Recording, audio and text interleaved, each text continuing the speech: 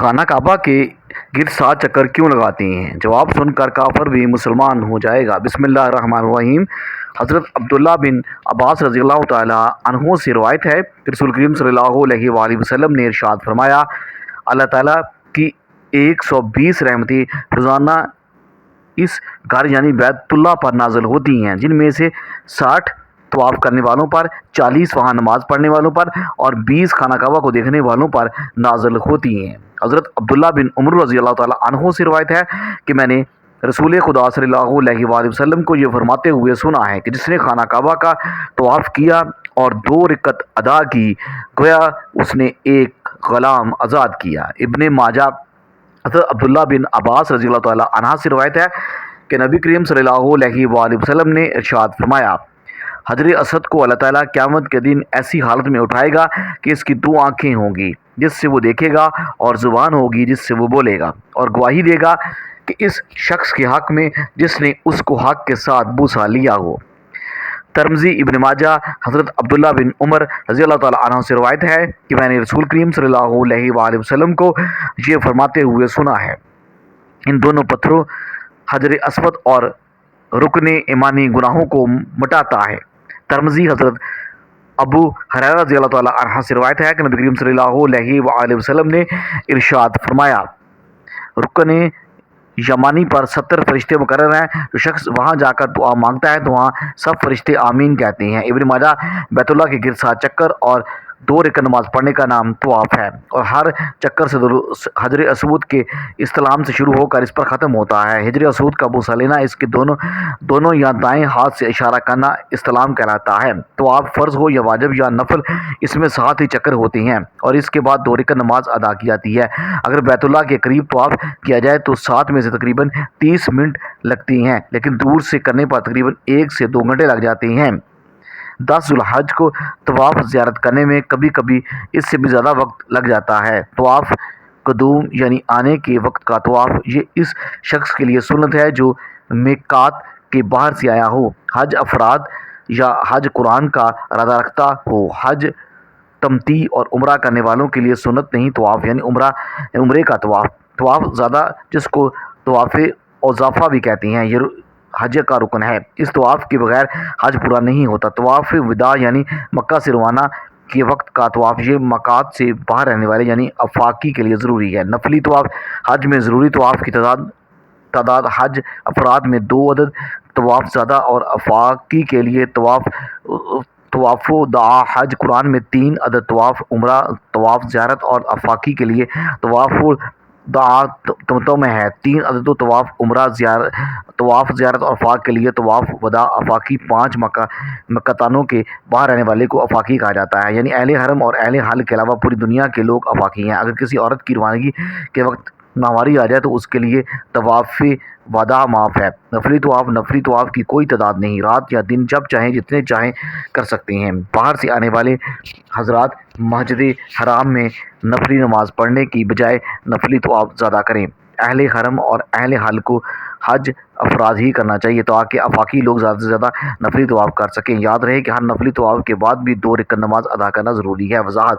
2 طواف اس طرح اکٹھے کرنا مکروہ ہے کہ طواف کی 2 رکعت درمیان میں ادا نہ کرے، لہٰذا پہلے ایک طواف کو مکمل کر کے 2 رکعت ادا کر لیں، پھر دوسرا شروع کریں۔ لیکن اگر اس وقت نماز پڑھنا مکروہ ہو تو 2 طوافوں کو اکٹھا کرنا جائز ہے۔ سعودی عرب میں نماز عصر اول وقت میں ادا کی جاتی ہے اور عصر اور مغرب کے درمیان اچھا وقت خاص کر گرمیوں میں تقریباً 3 گھنٹے ہوتے ہیں۔ اگر طواف سے نماز عصر کے بعد فرات ہو اور مغرب تک کا بھی وقت ہوتا ہے تو طواف کی 2 رکعت اسی کے وقت ادا کر سکتے ہیں، البتہ اگر مغرب کا وقت قریب آ گیا ہے تو پھر غروب آفتاب کے بعد ہی ادا کریں۔ اہم مسئلہ، معذور شخص جس کا وضو نہیں ٹھہرتا، مثلاً کوئی زخم جاری ہو یا پیشاب کے قطرے مسلسل گرتے ہوں یا عورت کو بیماری کا خون آ رہا ہو، تو اس کے لیے یہ حکم ہے کہ وہ نماز کے ایک وقت میں وضو کرے، پھر اس وضو سے اس وقت میں جتنے چاہے طواف کریں، نماز پڑھیں اور قرآن کی تلاوت کریں۔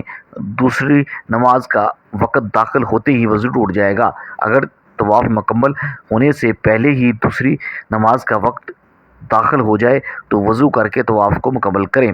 طواف کے درمیان جائز امور سلام کرنا، بوقت ضرورت بات کرنا، مسائل شرعیہ بتانا اور دریافت کرنا، ضرورت کے وقت طواف کو روکنا، کسی عذر کی وجہ سے ویل چیئر پر طواف کرنا، طواف کا طریقہ مسجد حرام میں داخل ہو کر کعبہ شریف کے اس گوشے کے سامنے جائیں یہاں جس پر حجر اسود لگا ہوا ہے، اور طواف کی نیت کر لیں۔ اگر طواف کے بعد عمرے کی سعی بھی کرنی ہو تو مرد حضرات استوا کر لیں، یعنی کہ چادر کو دائیں بغل کے نیچے سے نکال کر بائیں کندھے کے اوپر ڈال لیں، پھر زبان سے بسم اللہ اللہ اکبر کر حجر اسود کا استلام کریں، یعنی حجر اسود کا بوسہ لیں، یا اپنی جگہ پر کھڑے ہو کر دونوں ہاتھوں کی تھیلیوں کو حجر اسود کی طرف کر کے ہاتھ منہ چوم لیں اور پھر کعبہ کو بائیں طرف رکھ کر طواف شروع کر دیں۔ مرد حضرات پہلے 3 چکر میں اگر ممکن ہو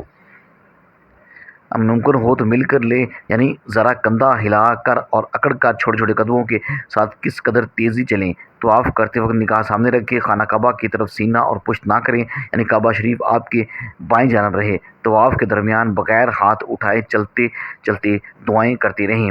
آگے ایک نصف دائرے کی شکل کے 4-5 فٹ کی دیوار آپ کے بائیں جانب آئے گی، اس کو حتیم کہتے ہیں۔ اس کے بعد خانہ کعبہ کی پیٹھ والی دیوار آئے گی۔ اس کے بعد جب خانہ کعبہ کا تیسرا کونا آ جائے جسے رکن یمانی کہتے ہیں، اگر ہو تو دونوں ہاتھ یا صرف دایاں ہاتھ اس پر پھیریں لو ورنہ اس کی طرف اشارہ کیے بغیر یوں ہی گزر جائیں۔ رکن یمانی اور حجر اسود کے درمیان چلتے ہوئے یہ دعا بار بار پڑھیں۔ حجر اسود کے سامنے پہنچ کر بسم اللہ اللہ اکبر کہہ کر حجر اسود کا استلام کریں، اور اس طرح آپ کا 1 چکر پورا ہو گیا۔ اس کے بعد باقی 6 چکر بالکل اسی طرح کریں، کل 7 چکر کرنے ہیں۔ طواف کے درمیان کوئی مخصوص دعا ضروری نہیں ہے، بلکہ جو چاہے اور جس زبان میں چاہے دعا مانگتے رہیں۔ یاد رہے کہ اصل دعا وہ ہے جو دھیان، توجہ اور انکساری کے ساتھ مانگی جائے، چاہے جس زبان میں ہو۔ اگر طواف کے درمیان کچھ بھی نہ پڑھیں بلکہ خاموش رہیں تب بھی طواف صحیح ہو جاتا ہے۔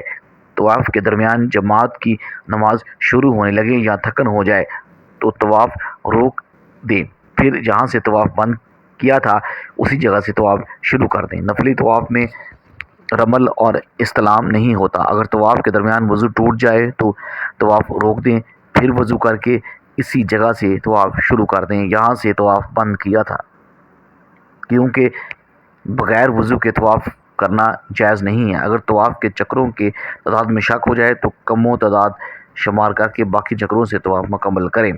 مسجد احرام کے اندر اوپر یا نیچے یا مداف کسی بھی جگہ سے طواف کر سکتے ہیں۔ طواف حتیم کے باہر ہی سے کریں۔ اگر حتیم میں داخل ہو کر طواف کریں گے تو وہ معتبر نہیں ہوگا۔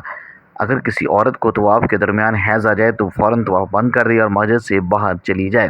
خواتین طواف میں رمل یعنی اکڑ کر نہ چلیں، یہ صرف مردوں کے لیے ہے۔ طواف زیارت حج کا طواف کا وقت 10 ذوالحج سے 12 ذوالحج کے غروب آفتاب تک ہے۔ بعض علماء نے 13 ذوالحج تک کا وقت تحریر کیا ہے۔ ان ایام میں اگر کسی عورت کو ماہواری آتی ہے تو وہ طواف زیارت نہ کرے بلکہ پاک ہونے کے بعد ہی کرے۔ 2 رکعت نماز طواف سے فراغت کے بعد مقام ابراہیم کے پاس آئے۔ اگر سہولت سے مقام ابراہیم کے پیچھے جگہ مل جائے تو وہاں، ورنہ مسجد حرام میں کسی بھی جگہ طواف کی 2 رکعت واجب ادا کریں۔ طواف کی رکعت کو طواف سے فارغ ہوتے ہی ادا کریں، لیکن اگر تاخیر ہو جائے تو کوئی حرج نہیں۔ طواف کی ان 2 رکعتوں کے متعلق نبی کریم صلی اللہ علیہ وآلہ وسلم کی سنت یہ ہے کہ پہلی رکعت میں سورۃ کافرون اور دوسری رکعت میں سورۃ اخلاص پڑھی جائے۔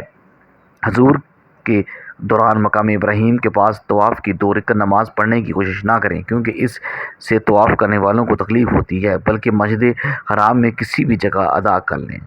سعی صفا مروہ کے درمیان 7 چکر لگانے کو سعی کہا جاتا ہے۔ سعی کی ابتدا صفا سے اور انتہا مروہ پر ہوتی ہے۔ حجر اسود کے سامنے ہی سے ہی صفا کے لیے رستہ جاتا ہے۔ طواف سے فراغت کے بعد زمزم کا پانی پی کر صفا پہاڑی پر چلے جائیں۔ صفا و مروہ 2 پہاڑیاں تھیں جو ان دنوں حجاج کرام کی سہولت کے لیے تقریباً ختم کر دی گئی ہیں، جن کے درمیان حضرت حاجرہ علیہ السلام نے اپنے پیارے بیٹی حضرت اسماعیل علیہ السلام کے لیے پانی کی تلاش میں 7 چکر لگائے تھے۔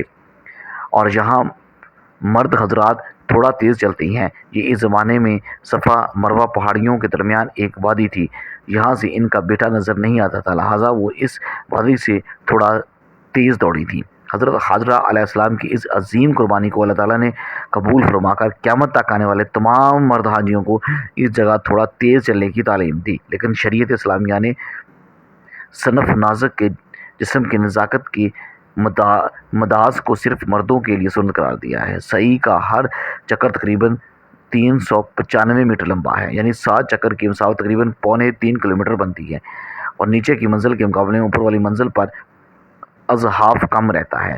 حج میں ضروری سعی کی تعداد حج افراد میں ہی ایک عدد صرف حج قرآن میں 2 عدد، ایک عمرے کی اور ایک حج کی۔ بعض علماء نے کہا ہے کہ حج قرآن میں ایک سعی بھی کافی ہے۔ حج تمتع میں 2 عدد، ایک عمرے کی اور ایک حج کی نفلی سعی کا کوئی ثبوت نہیں ہے۔ سعی کے بعض احکام: سعی سے پہلے طواف کا ہونا، صفا سے سعی کی ابتدا کر کے مروہ پر 7 چکر پورے کرنا ہے، صفا پہاڑی پر تھوڑا چڑھ کر قبلہ رخ کھڑے ہو کر دعائیں کرنا، مردوں کا سبز ستونوں کے درمیان تھوڑا تیز چلنا، مروہ پہاڑی پر پہنچ کر قبلہ رخ کھڑے ہو کر دعائیں مانگنا، صفا اور مروہ کے درمیان چلتے چلتے کوئی بھی دعا بغیر حیض اٹھائے مانگنا یا اللہ کا ذکر کرنا یا قرآن کریم کی تلاوت کرنا، سعی کے درمیان جائز امور بلا وضو سعی کرنا۔ اس طرح خواتین کا حالت ماہواری میں سعی کرنا، سلام کرنا، گفتگو کرنا، ضرورت پڑنے پر سعی کا سلسلہ بند کرنا، کسی عذر کی وجہ سے ویل چیئر پر سعی کرنا۔ سعی کرنے کا طریقہ: صفا پر پہنچ کر خانہ کعبہ کی طرف رخ کر کے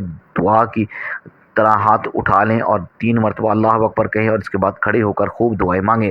یہ دعائیں قبول ہونے کا خاص مقام اور خاص وقت ہے۔ دعاؤں سے فارغ ہو کر نیچے اتر کر مردوں کی طرح عام چال سے چلیں، بغیر ہاتھ اٹھائے دعائیں مانگتے رہیں یا قرآن کی تلاوت کرتے رہیں۔ سعی کے درمیان بھی کوئی خاص دعا لازم ہے۔ جب سب ستونیں یہاں ہری ٹیوب لائٹیں لگی ہوئی ہیں کہ قریب پہنچے تو مرد حضرات ذرا دوڑ کر چلیں، اس کے بعد پھر ایسے ہی ہری ستون اور نظر آئے گی، وہاں پہنچ کر دوڑنا ختم کر دیں اور عام چال سے چلیں۔